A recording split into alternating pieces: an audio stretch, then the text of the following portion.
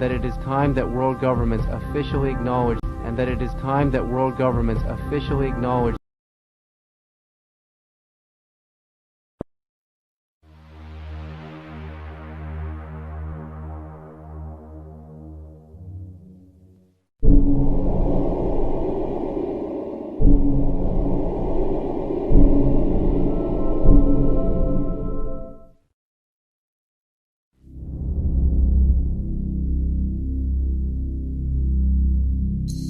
We have an unidentified flying object.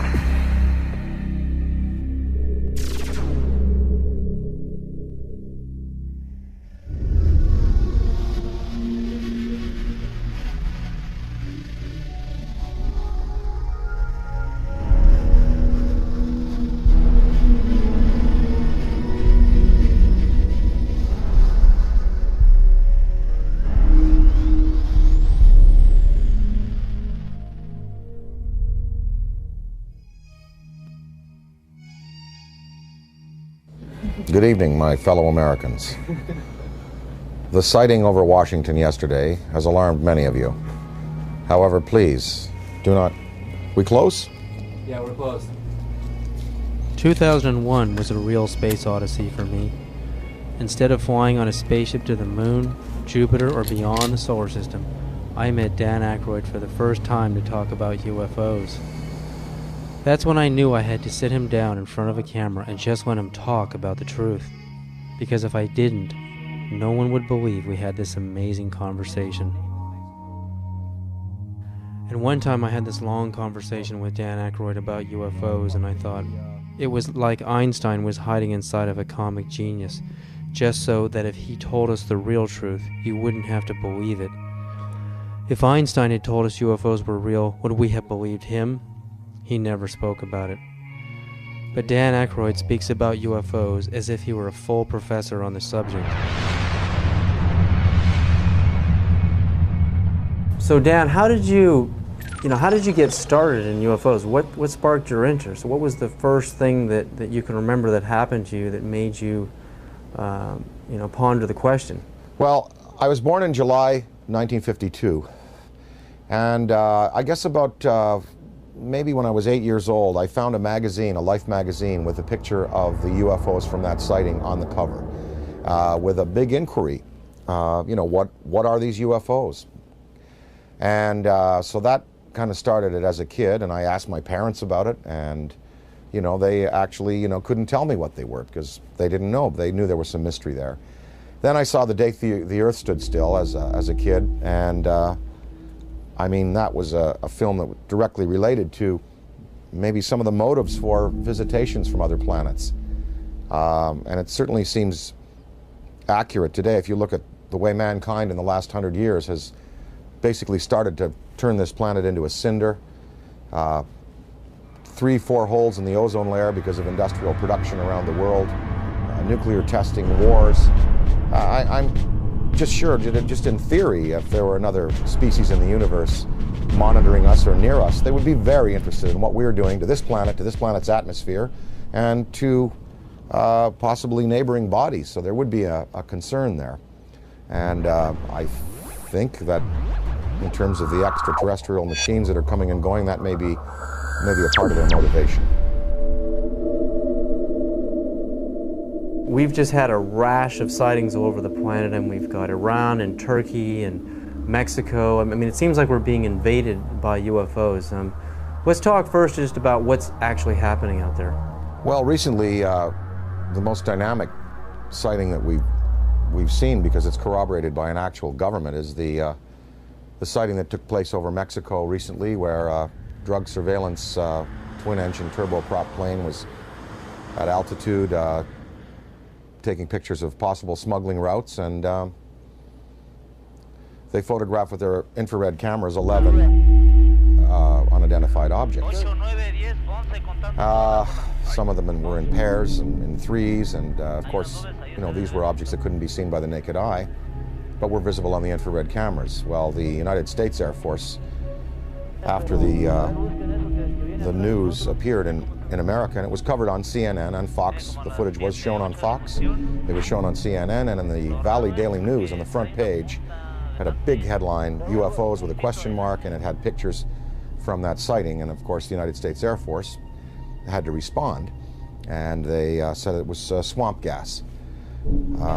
So I don't know whether swamp gas is not visible to the naked eye and visible on infrared, whether it comes in multiple balls, whether swamp gas is capable of doing a complete circuit around an aircraft and then taking off at high speed and right angles into the sky. If it is, then maybe it was swamp gas. But somehow this seems to be a legitimate one, because the Mexican government decided we want to release this to the world. And this follows on the heels of the Belgian general who revealed some F-15 footage years ago of his Air Force planes chasing objects that were exceeding them in speed by twice again what his planes were going at. The French government over the last couple of years has released a comprehensive study on the UFOs. The Soviets have been since the 1950s engaged in numerous studies about landings, abductions, and the sightings. So we do have legitimate government inquiry going on, and in fact, as anyone in the field knows, the United States government for years has been covering this issue because they were compelled to cover it, because of Ken Arnold's sighting, because of the sighting over Washington in July '52, just after I was born.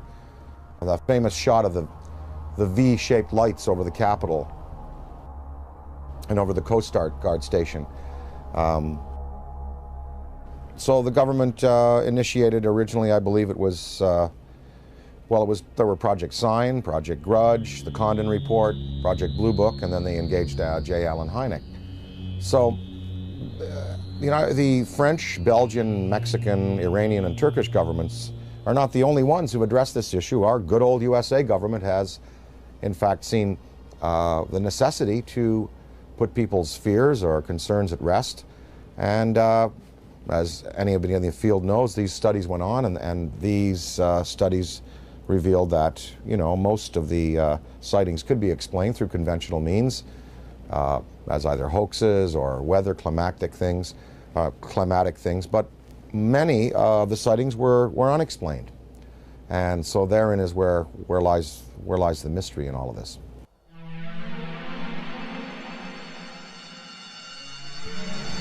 Dan, what do you think is the significance of UFO technology? I mean, obviously, these guys, extraterrestrials, can come from one star system to another and visit Earth. I mean, recent headlines on CNN are talking about, and BBC, that we're going to run out of oil in 2026. We've got to get on to a better technology. I mean, to be able to go from another star system to Earth, obviously they have the answer.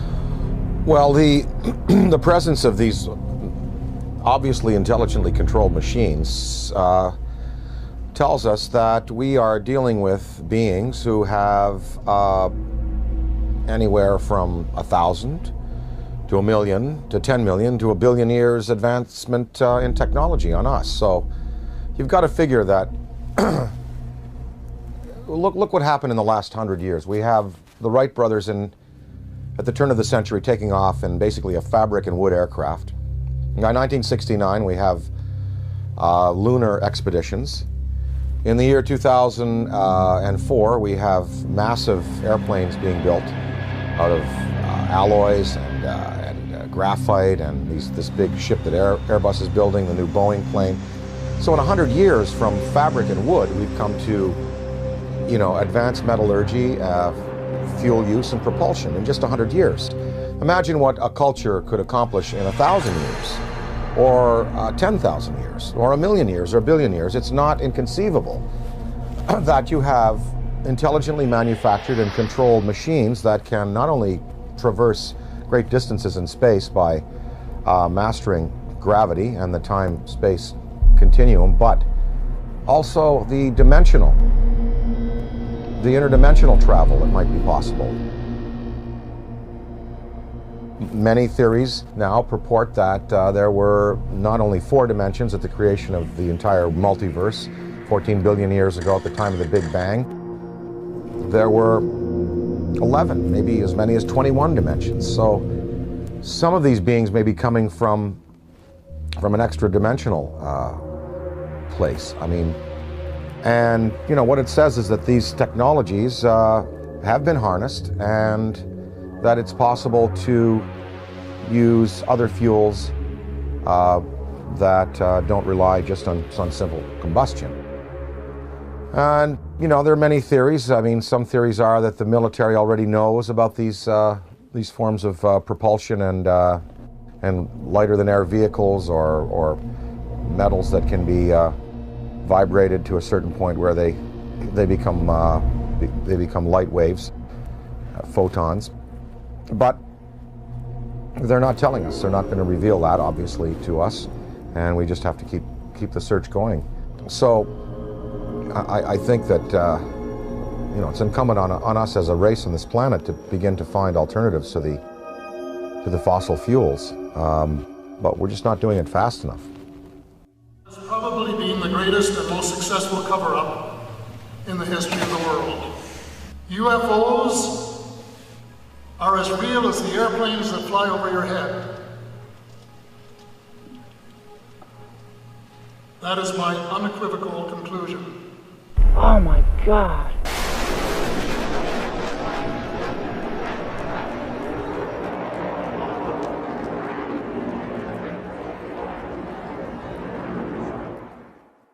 The Avro Arrow story, Dan. I mean, you appeared in a movie about the Avro Arrow story.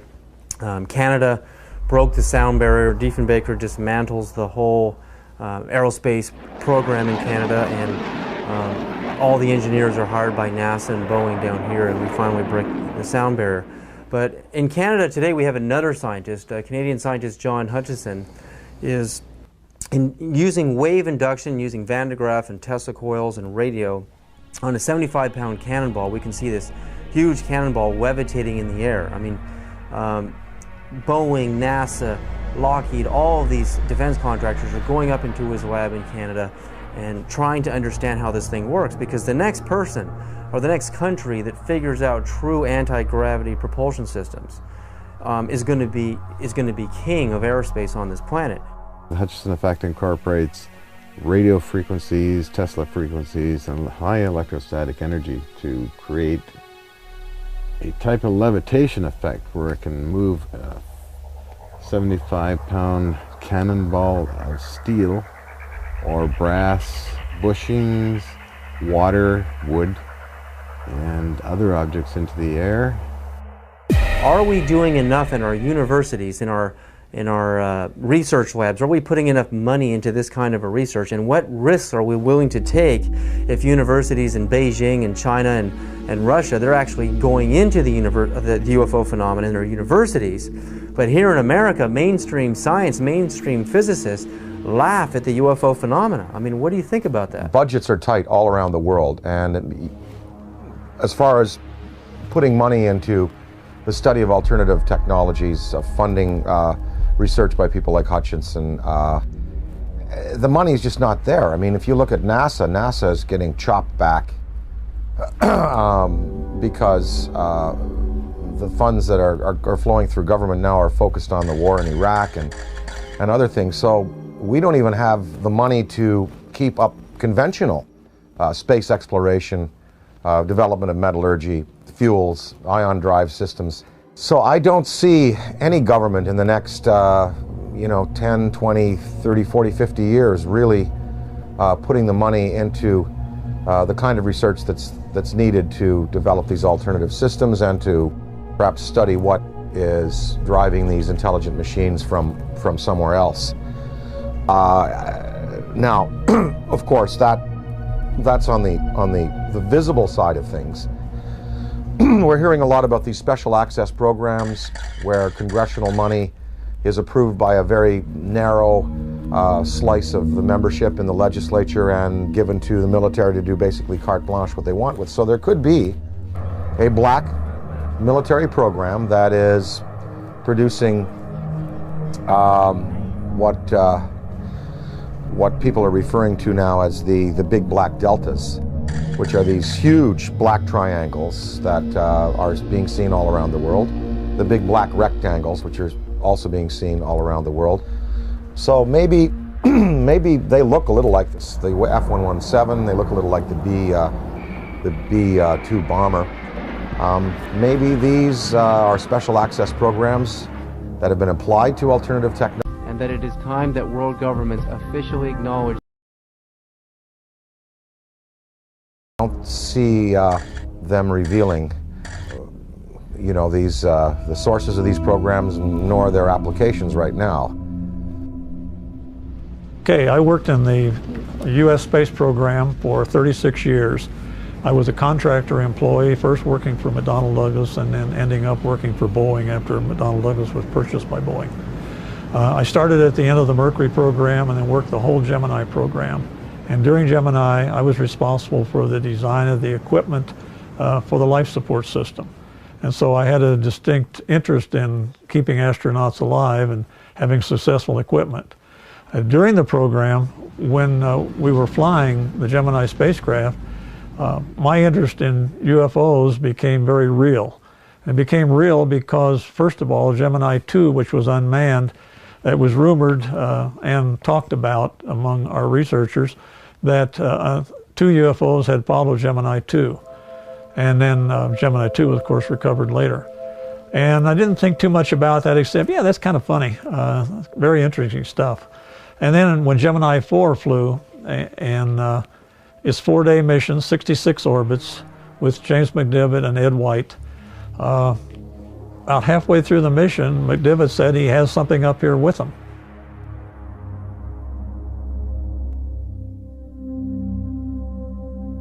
Astronaut Gordon Cooper is an American hero with a log of over 222 hours of manned spaceflight.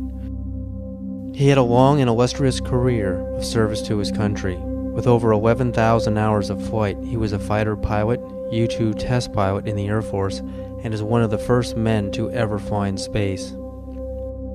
He orbited the Earth 22 times in Phase 7, the last of the Mercury missions, on May 15th and 16th of 1963.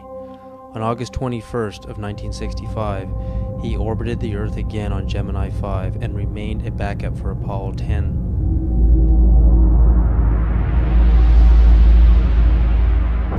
Well, I've had some occasions to know some of the people who were involved in Roswell at one stage or the other. I think there's been an awful lot of untruths put out on Roswell and an awful lot of conjecture. I think there have been some truths in it. I think definitely there was something other than a weather balloon there.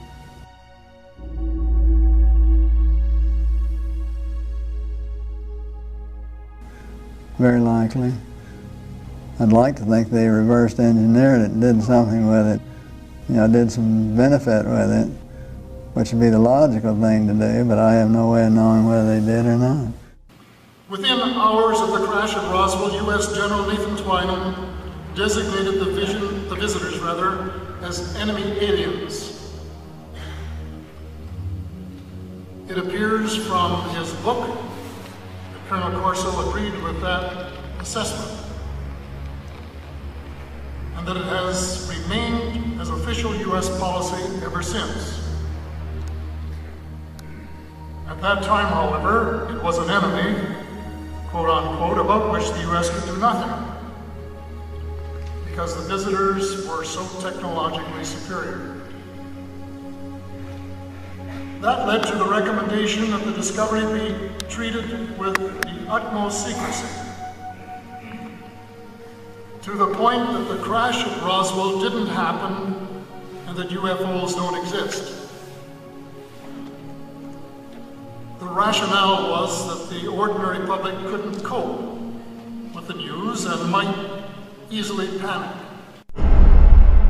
Area 51, Dan, I mean, we hear stories from Bob Lazar, we hear stories about alternative space program theories, we're building UFOs and reverse engineering UFO technology since the saucers crashed at Roswell and the plains of St. Augustine, and we have reverse engineered that technology today. That's the theory, and NASA is just a smokescreen program. If we really have true anti-gravity technology today, why aren't we using it in our military? Why isn't it evident in the war in Iraq? Why don't we use it to demonstrate superiority on the planet?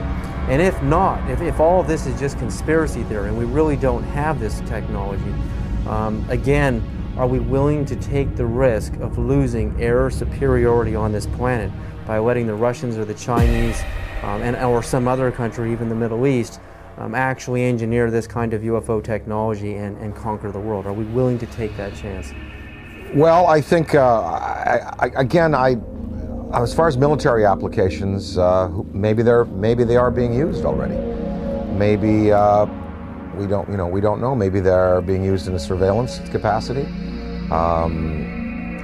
As far as weapons that could be associated with such vehicles, one would have to think that if the propulsion system is as sophisticated as it would need to be to have these vehicles just hover, stop, noiselessly take off at right angles, do 3 to 5 to 6 to 20,000 miles an hour, one would think that the military application would then take the form of, rather than rockets and projectiles, that probably a particle beam would be used, some kind of a laser, some kind of a disabling beam to disable equipment, to cause disorientation among men and troops. And of course, we have seen no evidence of this. I'm not sure that the U.S. military would want to play that card right now, because after all, the war in Iraq really is a conventional war. We have air superiority there already. There is no Iraqi Air Force. There was no Iraqi Air Force. We, in the United States, we have air superiority basically over the rest of the world. I'm sure there's some pretty hotshot MiG pilots in China and Russia. But I think if you put our Air Force up against any Air Force on this planet, we would prevail without the use of advanced technology of the type we're speaking of. So I think that the U.S., if they have these things, they would probably save them for a more drastic confrontation, perhaps a confrontation with beings that have the potential to be superior over us in terms of the applications of aviation today. So maybe these triangles, the big black deltas, the rectangles, are the next wave of the U.S. military's defense against what some might perceive as an extraterrestrial or extra-dimensional threat. Maybe these weapons or these flight systems now are being prepared to confront a race of superior beings that could have designs on the planet that are malevolent. I think it was Lord Hill Norton, or one of the British Air Force Defense Ministry staff who was assigned to study UFOs in the 50s. After he retired, he said that in his estimation there were 23 different species of being visiting the planet in numerous types of vessels. We know from the NASA UFO studies that you've done, and I think that theory, there's nothing wrong with that theory that I can see that doesn't point to what you postulate, and that is that there are benevolent beings that are trying to heal the planet, hence the size of these ships that we're seeing in the STS cameras, and the fact that the ozone has holes in it, the fact that water could be a healing element there. What are these lifesaver-shaped little Dropostone-shaped ships conveying to our planet? Well, we see them coming into the atmosphere, and on the STS tapes and other forms of exposure, they're not releasing personnel, they're not releasing projectiles, and no harm has come to the planet, through their intervention. So one can assume perhaps that maybe there are benevolent beings out there and malevolent beings out there, and maybe the United States government is preparing weapon systems to deal with the malevolent beings. Ronald Reagan said in a speech, he said, what if there were a species from another planet that was threatening us? We would all find a way to work together. And one can only think about the Star Wars system and the fact that there we had satellite-mounted cannon. Well, they'd be good for shooting down rockets. They also might be good for shooting down other invasive vehicles that are coming into our atmosphere. Ronald Reagan himself spoke about a UFO sighting that he had when he was governor of California in the Beach King Air that they used to use. They were coming from Sacramento. His wife was with him, Sacramento to Los Angeles, and a saucer clocked the plane for a good 45 minutes. And Reagan spoke of it to a lot of people. And I think maybe, you know, part of his motivation in getting the Star Wars weapon system up might have been that to prepare ourselves for the day when other beings might come to this planet with designs of, who knows, taking minerals without authorization, taking people.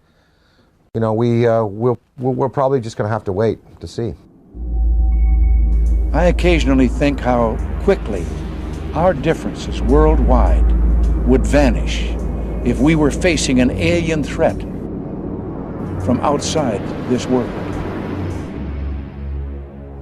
Colonel Corso makes it clear that the Reagan administration's Strategic Defense Initiative, appropriately dubbed Star Wars, was primarily designed for use against the alien intruders. His contemporary successor, the anti-missile missile defense system, is also being designed with that as one of its principal objectives. It is true that a case can be made for attempting to provide a shield against the Russians and Chinese, although everyone knows that the Russians are not going to embark on a policy which would result in their total destruction. It is equally true that they, too, are aware of the visitors and know that the perceived threat from the visitors has been a major consideration in the planning of the anti-missile system.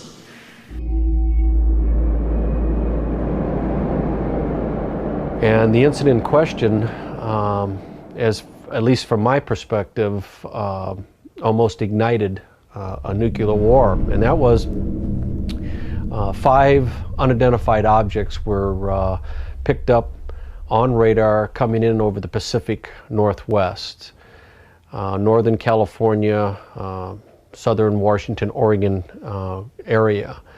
As these objects approached the coast, Strategic Air Command went on a alert. We were in a defense condition, or what is referred to as a DEFCON, Defense Condition 3, which means that the nuclear forces were ready, but they weren't on a ready stated alert. We elevated that to Defense Condition 4. Defense Condition 5 is launch. When we went on our alert, the Russians were also monitoring our nuclear armed forces as we were theirs. And so they knew that our bombers had gone to fail-safe. They knew that the launch codes had been given. They also knew that the hatches on the ICBM missiles had been removed and that we were getting ready to do a launch. I know that Nixon, President Richard Milhouse Nixon, picked up the phone and called the Kremlin. The White House notified the Kremlin that these objects were not, and I repeat, not a preemptive launch by us, that they too, the Russians, had been tracking these objects as they came in over the Bering Sea.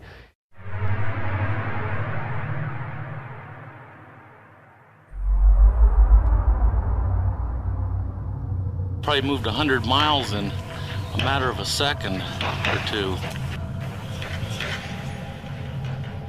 When we look at alien abduction, I mean, the idea of a human being being taken and having an implant inserted into their body, I often think of how biologists, how we tag whales. You know, we put a chip on a whale and we can track them via satellite, and also how, you know, we go into a frog's pond and we pull out the frog and we spread it out on the table. Remember in biology class we used to do this, and, you know, stick the little needles in his legs and cut them open. I mean, that's how we look at another life form in another world.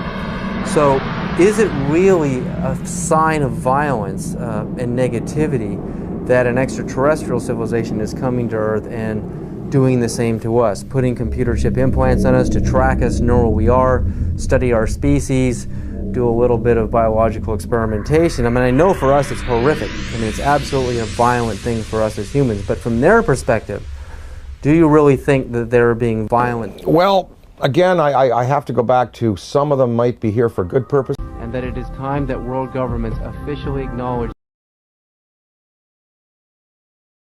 Kind, and some are here for selfish purposes. Maybe these abductions, even though they're done in a objective but biological way, like we dissect frogs, maybe they're doing it just for fun and for sport. I mean, I don't know. I think probably that that the fear could be justified in some senses. Anne Druffel has written this book about how to prevent being abducted. And we really think, even if benevolent species coming to this planet and taking a man and a woman and taking ova out of a woman and sperm out of a man, that's tremendously invasive and very traumatic for the human beings. So even if the motives are good, these actions are as violent as anyone we're capable of on the planet. I think that a certain amount of fear is justified. If you look at Day the Earth Stood Still, the first thing that happens is the army is assembled and guns are shot at these beings and at the ship.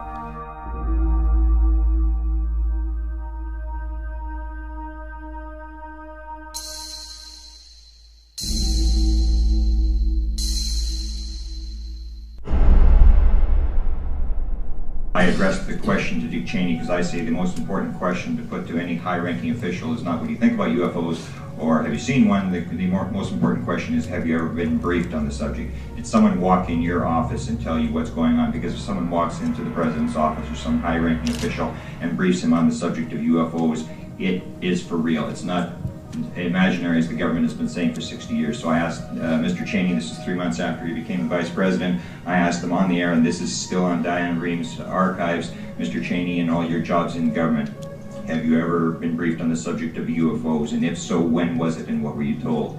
And Mr. Cheney said, if I had been briefed on that subject, it probably would have been classified and I wouldn't be talking about it.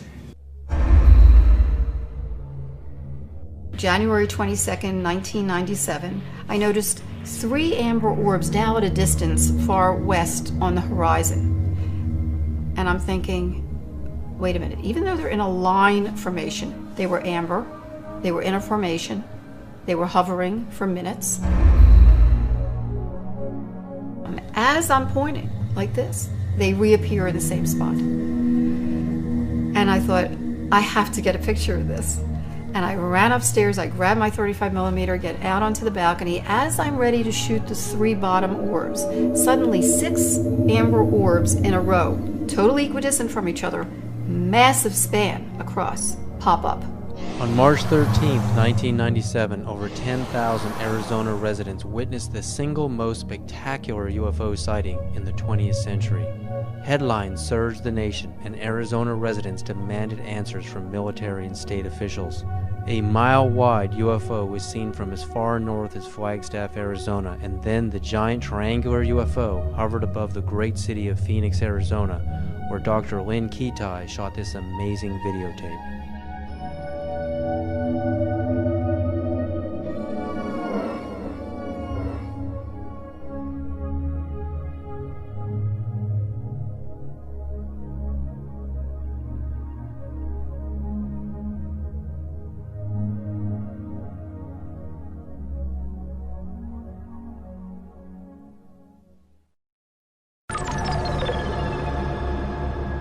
When we go out into space and we're exploring the cosmos out there and we're looking for signs of extraterrestrial life, what kind of a communication are we going to send out? I mean, if Dan Aykroyd was the ambassador, if you were the ambassador for Earth, what message would you teletype to ET?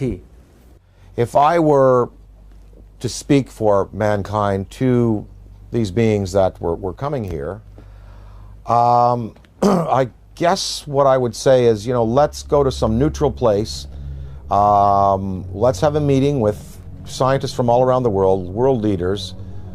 Let's sit down and basically have a sort of a forum with you, the extraterrestrial or extra-dimensional beings. Let's sit down and kind of get to know each other. And, you know, human instinct is pretty good, and I think, you know, it would almost like be a sort of a G8 style kind of summit with world leaders, scientific leaders, and these beings, and you'd sit down with them, and, you know, after about a week, or even a couple of days, or maybe a few hours, you would really sort of get a sense of what they're up to. But of course, you know, childhood's end, Arthur C. Clarke's great story. It looked like these beings were benevolent, even though they had a malevolent appearance, and in the end, we find out that they meant no good for our planet. So, I think it's important that some branches of the military and police be briefed on these in a very real sense, and be told, you know, they are real, people are being abducted, there is mind control in play here, and that we do have to be vigilant. Now, if we knew that there was a purely benevolent race, like if something happened in Iraq where all of the electronics went out in the American military and all of the insurgents' rifles jammed, or we saw all of the polluted waters in North Carolina from the pig farming completely healed overnight, and different signs like this, then we would know we're dealing with a benevolent species, and then we could really be open and welcome. But then again, we would have to be cautious, because beings with that much power could give the impression that they're here to help when really they're not. So the verdict is out on all this. We just don't know which ones are benevolent, which ones are malevolent, and the degree to which they're going to continue interacting with our planet. But what would really help is if the United States military and police and government open it up to their staffs and say, look, this is something we really do have to consider, because, you know, maybe the defense, the survival of our species could well be at stake. If you look at the history, you know, from, say, Ken Arnold's first sighting in '47, going back to the Bible, Ezekiel's wheel, going back to the medieval manifestations of little saucers and UFOs, that painting of the Madonna that's very famous, in which it appears, up to now, there have been no mass murders by these beings. There's been no mass destruction of cities, but hundreds of thousands of people have been taken out of their lives, subjected to surgical experimentation, released back into the population, and are suffering trauma today for it. That is not good.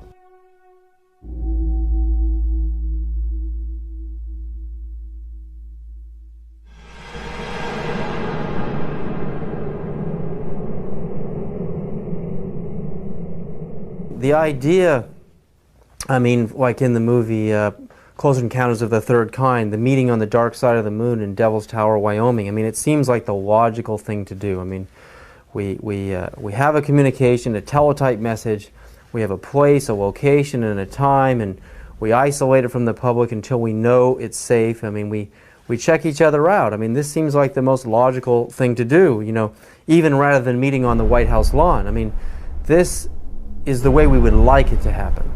But that doesn't seem to be the way it's really happening. I mean, these extraterrestrials don't seem to be so interested in doing things politically the way we do things on Earth. They're picking certain individuals to contact. They are zeroing in on those individuals. But now, I mean, there are so many sightings going on all over the planet. I mean, it's just amazing. I mean, Iran, Turkey, Mexico, Venice, California, Sonora, California, Texas, Death Valley. I mean, the reports are coming in every other day now. It seems like we're heading towards an omega point. I mean, what is about to happen? I mean, is this all just a coincidence that more and more people have video cameras, or do you really think, you know, there's a major unprecedented communication that is about to happen between our extraterrestrial visitors and humanity?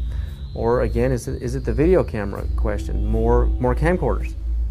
There are definitely more video cameras out there, and definitely more sightings, and definitely more credible witnesses.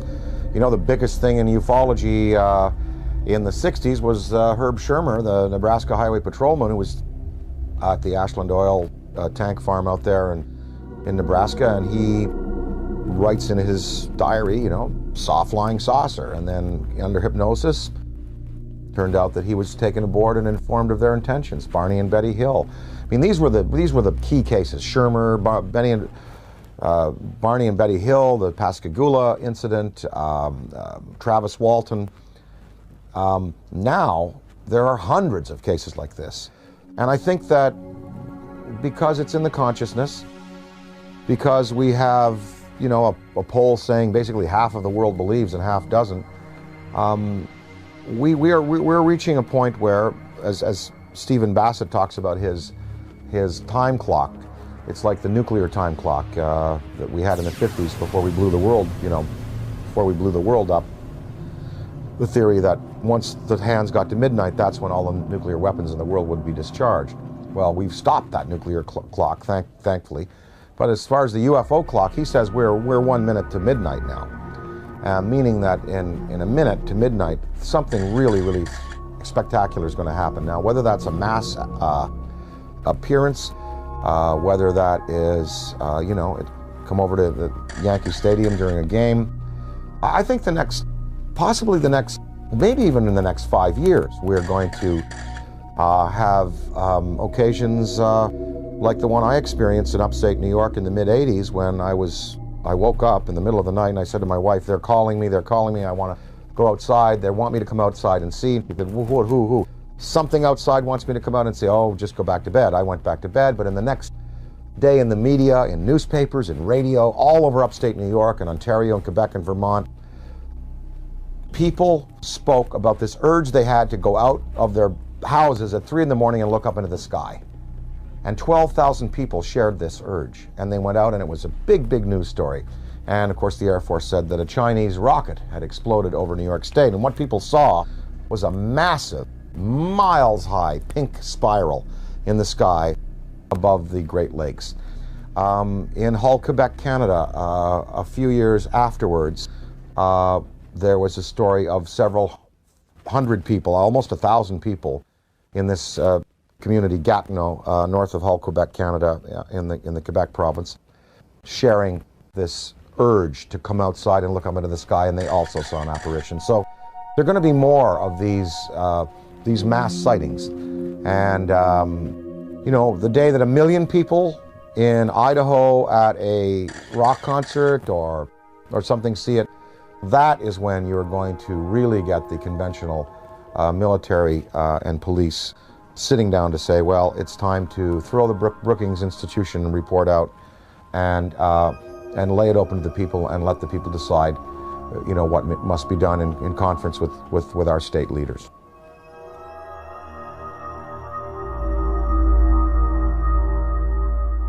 And that it is time that world governments officially acknowledge national security, and if they did, would they classify it to protect the national security?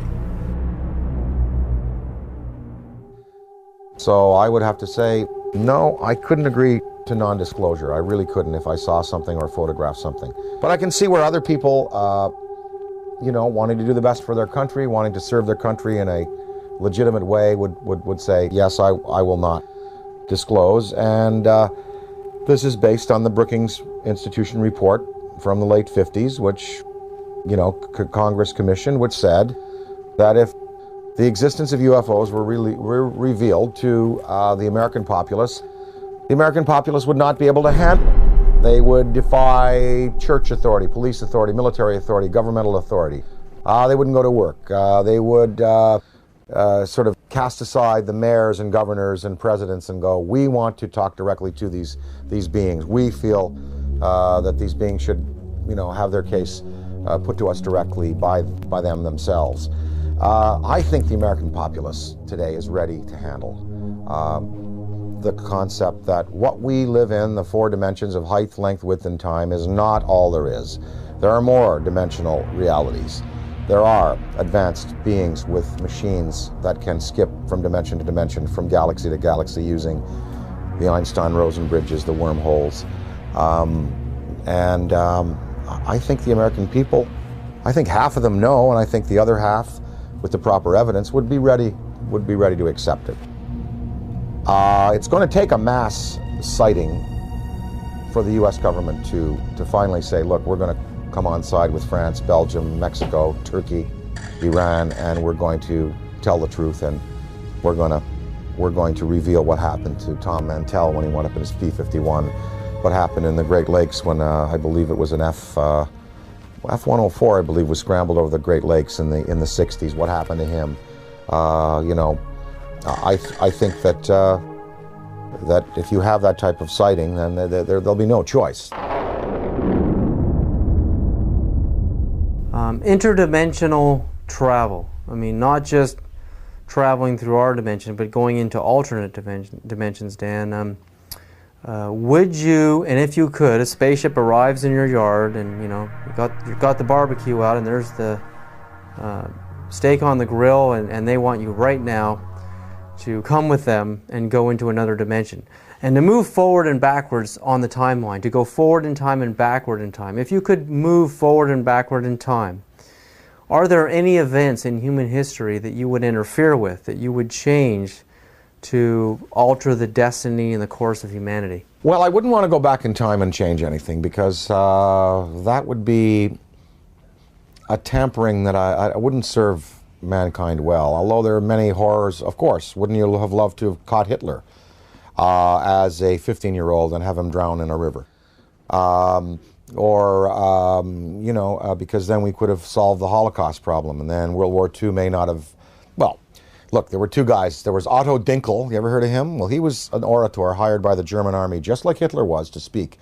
If Hitler died, maybe Otto Dinkel would have been the guy that would have gone on with this rabid anti-Semitism and wiped out 9 million people.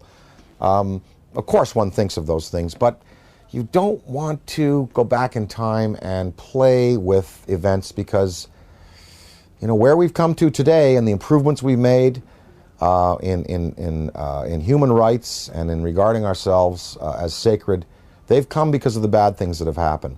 Now, if I went into the future, I would want to see where this planet is 300 years from now. Did we make it? Did we make it? That's what I would like to know. I mean that from my knowledge of the world that I see around me, I think that it is much more likely that the reports of flying saucers are the result of the known irrational characteristics of terrestrial intelligence rather than the unknown rational efforts of extraterrestrial intelligence. Interdimensionality, again, if you could move forward and backward in time and meet any personality, any public figure, celebrity, or politician, or mystical figure, is there anybody that you would like to sit down with? If you could have lunch with them, or just sit down and talk to them and have a discussion, forward and backward in time? Oh, I'd love to spend an afternoon with Richard Feynman. Would love to sit down with Heisenberg, and of course, you know, Einstein, Niels Bohr, Max Planck.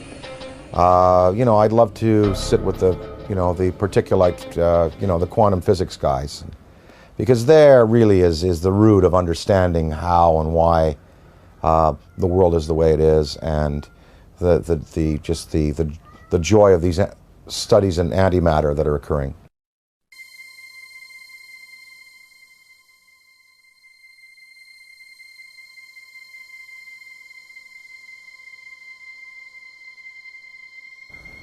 Everyone you picked is a physicist, a scientist, and I often think about how spirituality and science are merging, how they're kind of coming together. I mean, what ancient civilizations thought of a universe was really the Earth and the Sun and a few planets.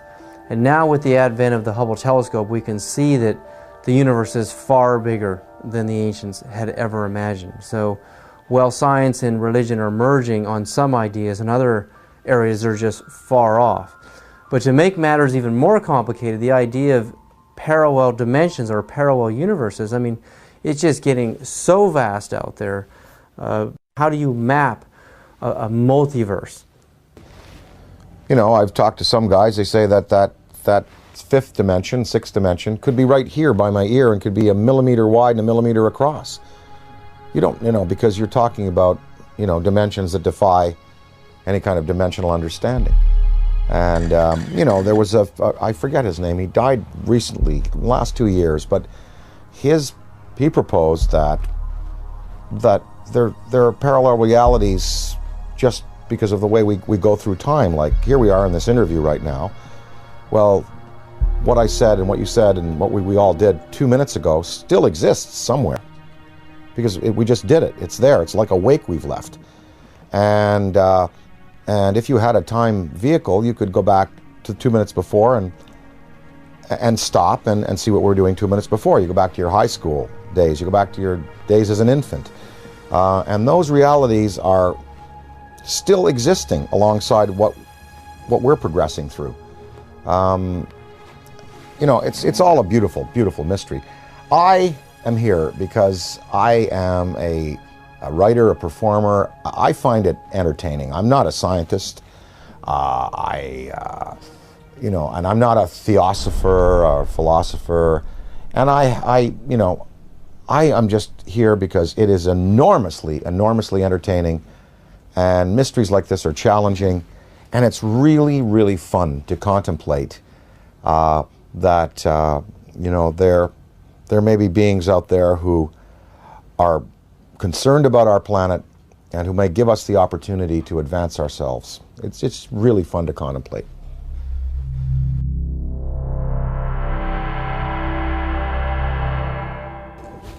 All the physics that we know on this planet, quantum physics and conventional physics and metallurgy and all of it, it can really encompass a theory of how these ships move. I mean, you've done it yourself, David, proposing that if you can convert a mass to a state of photonic energy, then there is no mass anymore, and you're looking at pure light. You're looking at anti-gravity. You're looking at something that can be harnessed in waves. Well, what is the fuel? Well, people, Bob Lazar talked about this element 115 that was put into these generators to boil mercury and to be used as gravity tractors. Maybe that's it. I don't know. I mean, they must be using a fuel that's unavailable to us. Does it give off radioactive waste? What is the cost to them? For instance, the Venice UFO that you recently showed me, and I covet that tape. That's amazing. Because you see the metallic quality of the object, you see the force field around it, you see it spinning. It was May 2nd, 2004, approximately 11:30 a.m. And I was walking from my apartment with my girlfriend down this alley right here. And we were just sort of walking this way, and I looked up over at those phone lines, and we saw something that we really couldn't make sense of. It was a very shiny, metallic disc. So we turned the corner here, and this is basically where we're just looking at it. And we're pretty much like, okay, that's not a balloon or anything we're familiar with. So we sort of kept walking to the corner and just stared at it for a while until it hit me, that this was really something. There was a man also looking at it, sort of a bystander, and he said, wow, do you guys see that? And that's when I realized all three of us were looking at something extraordinary. What is the environmental cost of running these machines? Are they clean or are they not? Is there some, wherever they came from, is there some place they have to go back to after their journeys are finished to dump whatever they've used up in terms of fuel, like we would a bad fuel rod in a reactor?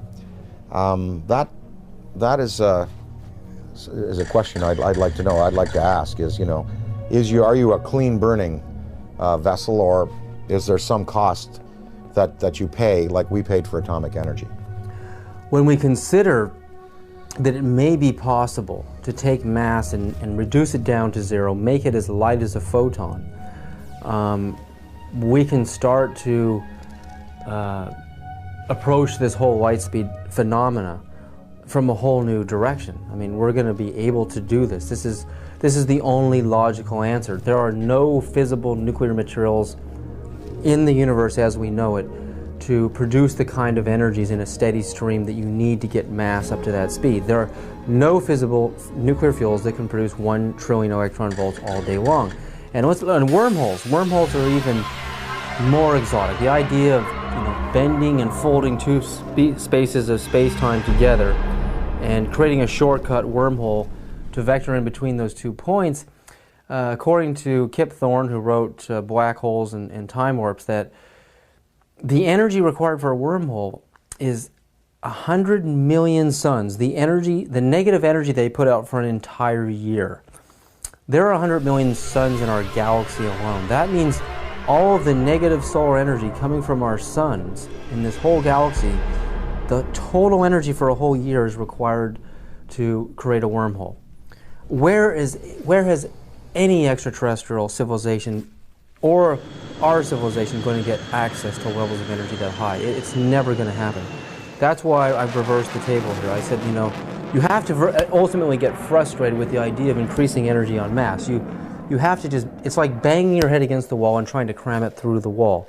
You'll never be able to do it this way. So the new way, as I propose, is to make this all possible. And when you consider UFOs coming in, stopping on a dime, and then accelerating and turning out into space, any Air Force pilot can tell you that stopping on a dime, the G-forces are going to throw you right through the walls. Yeah, you'll be crushed. And then sudden acceleration is going to do the same thing. It's going to destroy the body of the pilot. So this new approach and this new idea, I mean, this is just the inception, it's just the beginning, but I think this is really the only avenue that we can look down right now and the only way we can see solving this problem.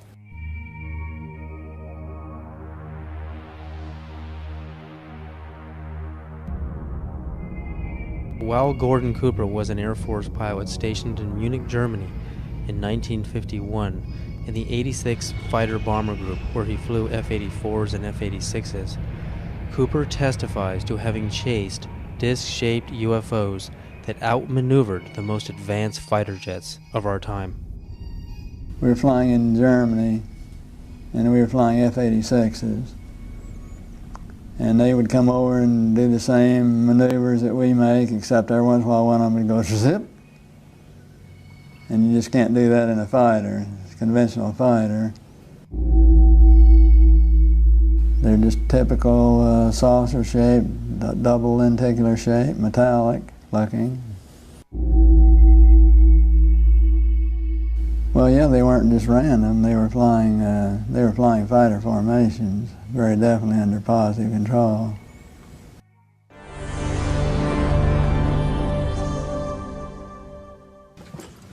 I'm here to announce that the second annual Exopolitics Expo, X-Conference 2005, was concluded on Sunday, April 24th. This event was produced by Paradigm Research Group. 26 speakers and panels. And that it is time that world governments officially acknowledge. It was a unique event which focuses on the political, governmental, and social implications of extraterrestrial-related phenomena. It is produced by PRG as part of the emerging activist movement seeking to end a government-imposed truth embargo regarding extraterrestrial-related phenomena.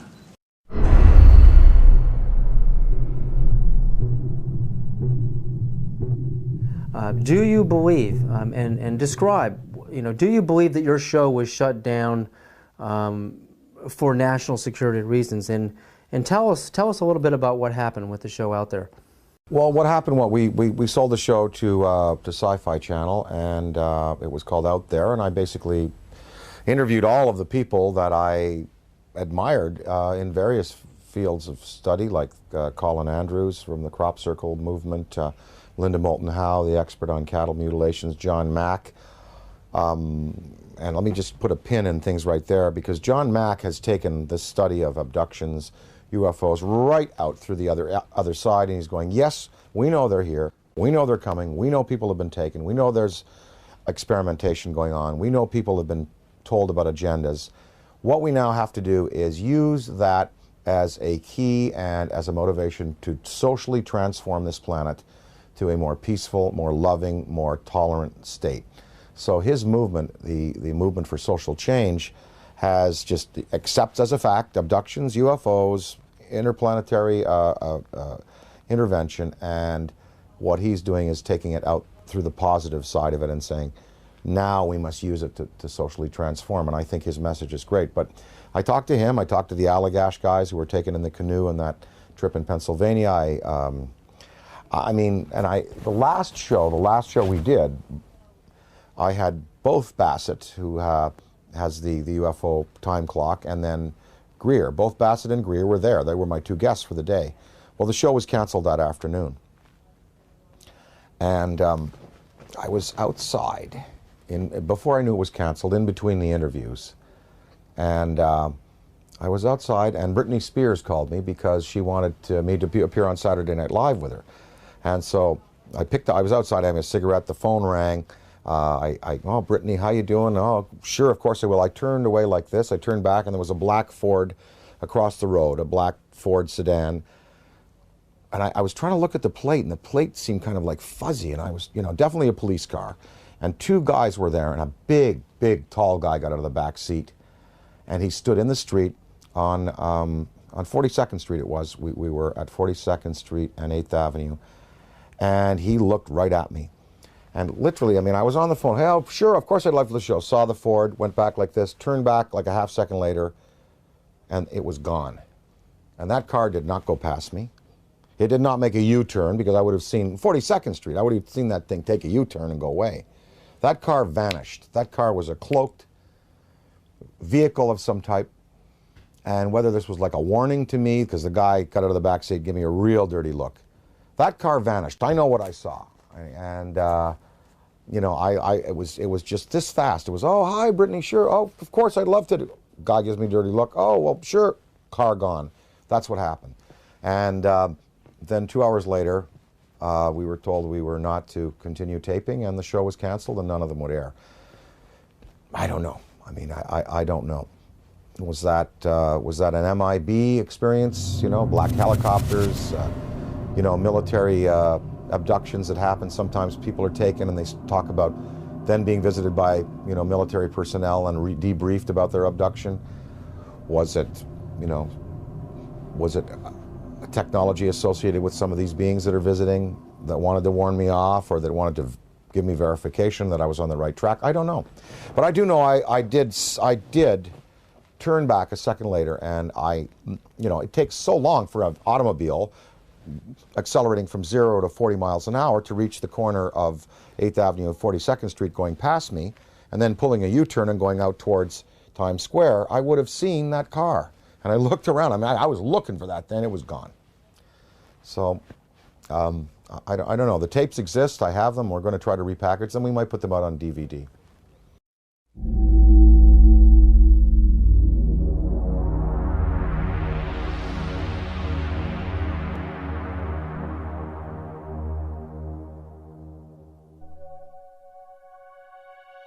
I was having some cameramen film the installation of a precision landing facility we were putting in right on the edge of the dry lake.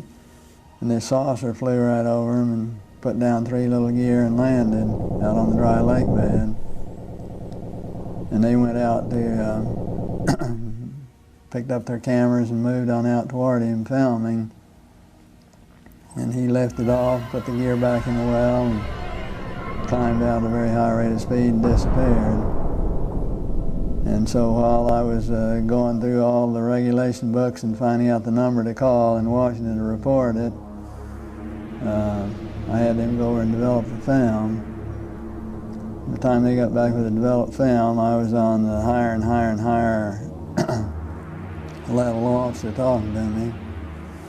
Finally with the colonel telling me to when the film arrived at my desk, to put it in the carrier pouch. There would be a courier there at my office by that time already, and they'd arranged for him to fly in our base airplane back to Washington with these films, and do not run prints, etc., etc., etc. We didn't have a chance to run it. I had a chance to hold it up to the window and look at it. It was certainly good film. Well, by this time I was involved in the research and development and doing very classified programs myself, you know, at the test center. So I knew that we didn't have any vehicles of that kind, and I was 99 9/10% sure that the Russians didn't have any of that type either. So it certainly was, at that point in time, there was no doubt in my mind that this vehicle was made at some other place than here on Earth. And yeah, well, Buck Rogers and Flash Gordon coming true. Dude, I got it, man. Probably moved 100 miles in a matter of a second or two.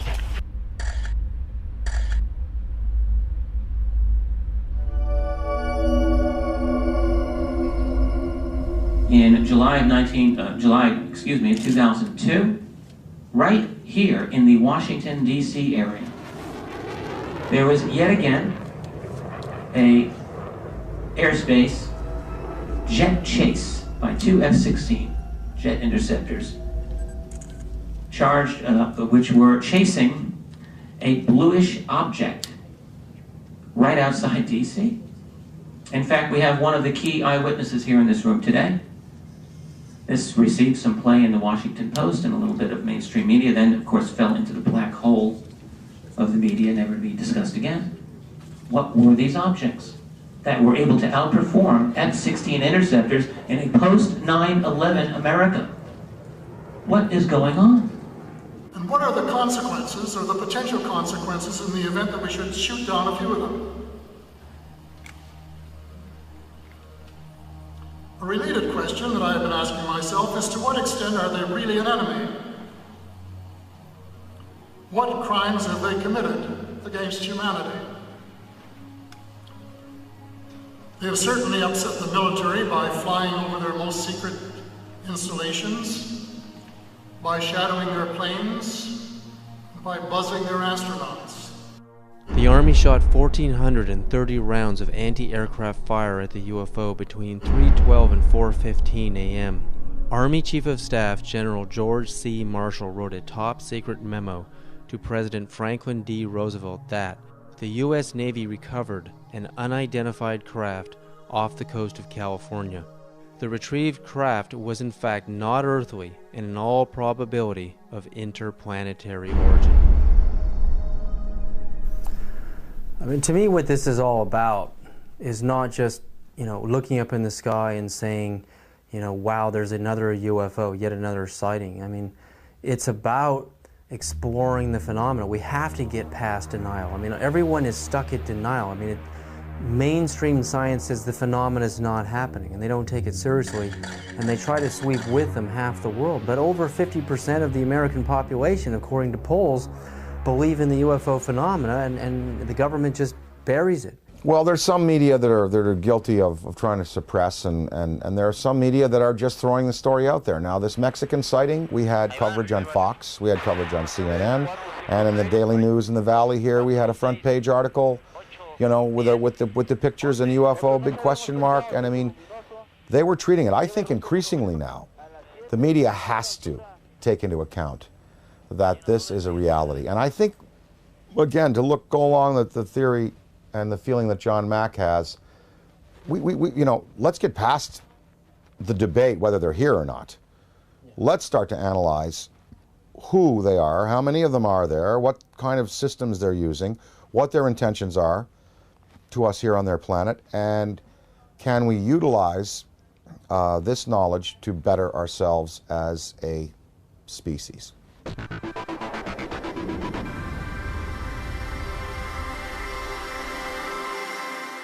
With the advent of the Hubble telescope, I mean, when you see how big it really is out there, and the idea that we're stuck on this myopic little ball, we're just glued to it, we can't get our eyes off of it. It's more of a mystery now than it ever has been. Why we're stuck here, and there's got to be a way to decode the matrix and finding out how these craft work, how we can get out into the universe ourselves. I mean, I think that's what this is really all about, It's not about trying to prove it whether it's right or wrong. It's trying to, it's like when the first time man saw a bird fly. Well, the last UFO symposium conducted by MUFON, they sent me the book of the speakers. There were many, many scientific people in there, many astrophysicists, celestial mechanics experts, metallurgists, you know, people who've been consulted on these cases over the years. No, I mean, when you have John Callahan, an ex-FAA supervisor, saying, yep, they're real.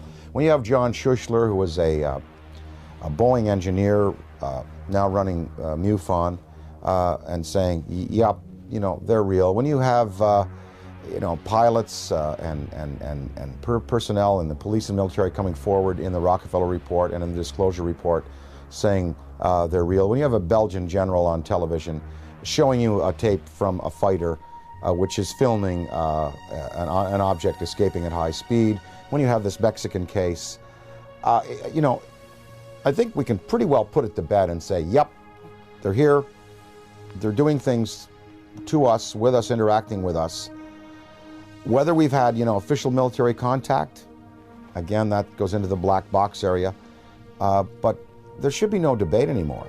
UFOs exist. They are intelligently manufactured and guided technology from somewhere else, not this planet.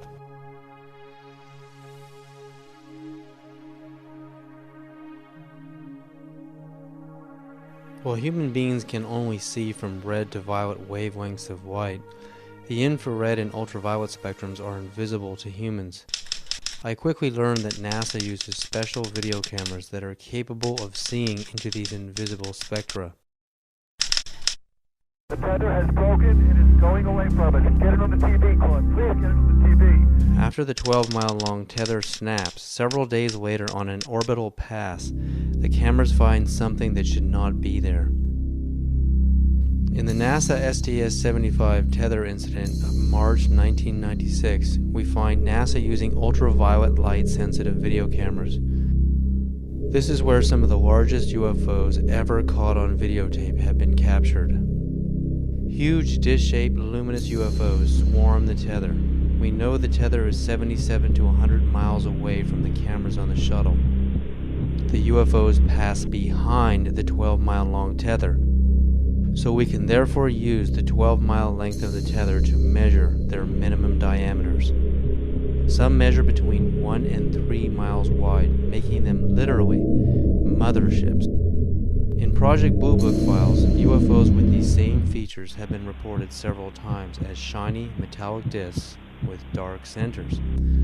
Specifically, in the invisible infrared, Trevor James Constable, a retired World War II radar operator from New Zealand, has photographed many UFOs with the same features, translucent discs of light with dark centers.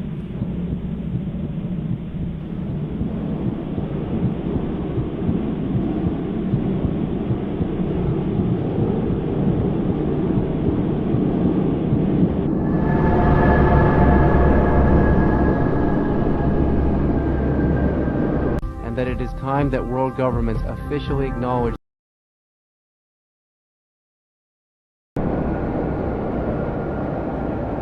The time has come to lift the veil of secrecy and let the truth emerge so there can be a real and informed debate about one of the most important problems facing our planet today. So how do people respond to Dan Aykroyd when he talks to them on a personal level about UFOs? You know what? It's interesting. When I talk to people, well, first of all, people ask me about it. They come to me and they say, oh, well, you know, we saw an interview, we heard an interview, they heard the thing on Art Bell that we did. They come to me and ask me about it. So it's not like I have to go out there and crusade and say, hey, did you hear about the latest Mexican case? They've seen CNN, they've seen Fox, they've seen the Daily News. They come to me and ask me about it, and I basically lay out, you know, my thoughts on it. I'd say half the people that I speak to about this have either seen themselves, heard about it from a credible witness, or are willing to accept. The other half, totally not. Harold Ramis, my good friend and collaborator, does not believe, will not accept until, you know, proof hard proof is presented to him in the form of, you know, something tangible. And what I've been able to do is just open people's minds a little bit and let them think about it. And of course, the greatest proof are the kinds of tapes that now exist, the kind of videos that exist. Usually, when I show some tape of some different things that have been exposed to me, well, it's pretty convincing. And then at that point, people have to go away and accept that, you know, that these things are a part of our reality. Well, what I'd like to, you know, what we'd all like to affect is some positive change in the world and try to help the tipping point where good tips to overflow evil in the world. I mean, you know, we know there's good and bad out there, yin yang, black, white, you know, there are you know, there's tremendous divisiveness in the planet, and you know, perhaps this study and this understanding of things that are greater than we have accomplished technologically will lead us to a spiritual awakening, one that helps us respect other beings out there in the universe and other dimensions, and also in our own 4 dimensions and here in the physical world that we live in.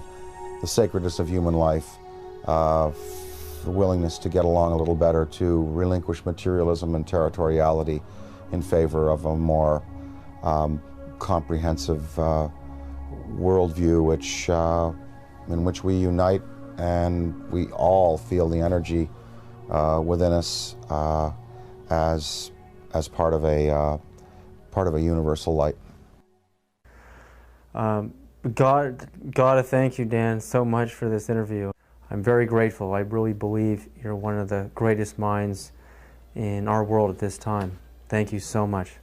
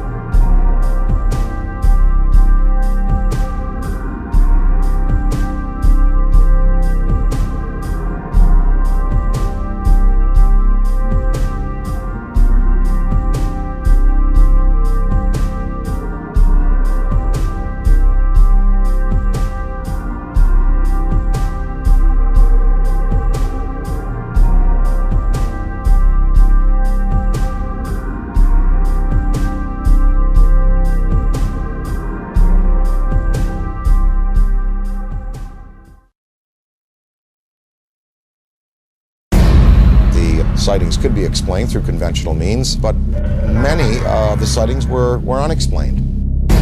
From Dan Aykroyd, a recognized authority on UFOs. People spoke about this urge they had to go out at 3 in the morning and look up into the sky. 3 amber orbs now at a distance far west on the horizon. Strategic Air Command went on alert, DEFCON 3, which means that the nuclear forces were ready. I think half of the American people, with the proper evidence, would be ready to accept. Probably moved 100 miles in a matter of a second. It was a metallic disc, and that's when I realized all 3 of us were looking at something extraordinary. 5 unidentified objects were picked up on radar coming in over the Pacific Northwest. 12,000 people shared these mass sightings. Looks like you got an object right in front of you, Mark. Can you look out there? There should be no debate anymore. UFOs exist. Challenging the misconceptions. They photographed 11 unidentified objects. Discovering the realities. They were hovering for minutes. Of what may be. A massive, miles high. The most important question. The incident almost ignited a nuclear war. Facing human civilization today.